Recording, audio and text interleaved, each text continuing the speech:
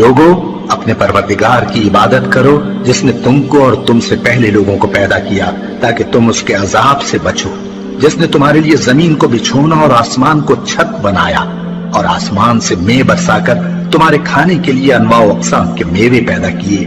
बस किसी को अल्लाह का हमसर न बनाओ, और तुम जानते तो हो।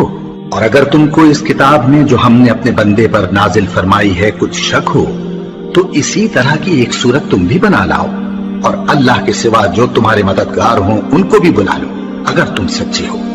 फिर अगर ऐसा न कर सको और हरगिज नहीं कर सकोगे तो उस आग से डरो जिसका ईंधन आदमी और पत्थर होंगे और जो काफिरों के लिए तैयार की गई है।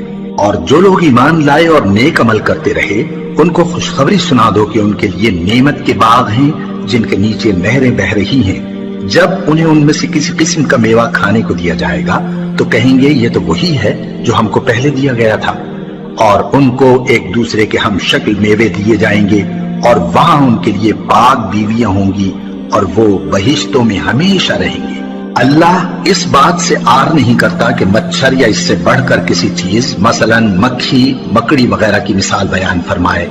अब जो मोमिन हैं वो यकीन करते हैं कि वो उनके परवरदिगार की तरफ से सच है, और जो काफिर हैं वो कहते हैं कि इस मिसाल से अल्लाह की मुराद ही क्या है। इससे अल्लाह बहुतों को गुमराह करता है और बहुतों को हिदायत बख्शता है, और गुमराह भी करता है तो नाफरमानों ही को, जो अल्लाह के इकरार को मजबूत करने के बाद तोड़ देते हैं, और जिस चीज यानी रिश्ते कराबत के जोड़े रखने का अल्लाह ने हुक्म दिया है उसको कते किए डालते हैं और जमीन में खराबी करते हैं।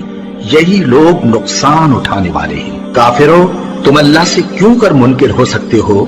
जिस हाल में कि तुम बेजान थे तो उसने तुमको जान बख्शी, फिर वही तुमको मारता है, फिर वही तुमको जिंदा करेगा, फिर तुम उसी की तरफ लौटाए जाओगे। वही तो है जिसने सब चीजें जो जमीन में हैं तुम्हारे लिए पैदा की, फिर आसमानों की तरफ मुतवज्जे हुआ तो उनको ठीक ठीक 7 आसमान बना दिया, और वो हर चीज से खबरदार है। और वो वक्त याद करने के काबिल है जब तुम्हारे परवरदिगार ने फरिश्तों से फरमाया कि मैं जमीन में अपना नाइब बनाने वाला हूं। उन्होंने कहा, क्या तू उसमें ऐसे शख्स को नाइब बनाना चाहता है जो खराबियां करे और कुछ तो खून करता फिरे? और हम तेरी तारीफ के साथ तस्बीह और तकदीस करते रहते हैं। फरमाया, मैं वो बातें जानता हूं जो तुम नहीं जानते। और उसने आदम को सब चीजों के नाम सिखाए, फिर उनको फरिश्तों के सामने किया और फरमाया कि अगर सच्चे हो तो मुझे इनके नाम बताओ। उन्होंने कहा, तू पाक है, जितना इल्म तूने हमें बख्शा है उसके सिवा हमें कुछ मालूम नहीं, बेशक तू दाना है, हिकमत वाला है। तब अल्लाह ने आदम को हुक्म दिया कि आदम, तुम इनको इन चीजों के नाम बताओ। सो जब उन्होंने उनको उनके नाम बताए तो फरिश्तों से फरमाया, क्या मैंने तुमसे नहीं कहा था कि मैं आसमानों और जमीन की सब पोशीदा बातें जानता हूं, और जो तुम जाहिर करते हो और जो पोशीदा करते हो सब मुझको मालूम है। और जब हमने फरिश्तों को हुक्म दिया कि आदम के आगे सजदा करो तो वो सब सजदे में गिर पड़े, मगर शैतान ने इनकार किया और गुरूर में आकर काफिर बन गया।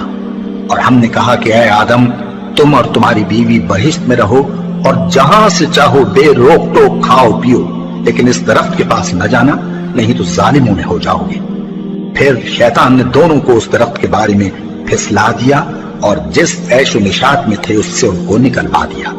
तब हमने हुक्म दिया कि बहिश्त बरी से चले जाओ, तुम एक दूसरे के दुश्मन हो, और तुम्हारे लिए जमीन में एक वक्त तक ठिकाना और माश मुकर्रर कर दिया गया है।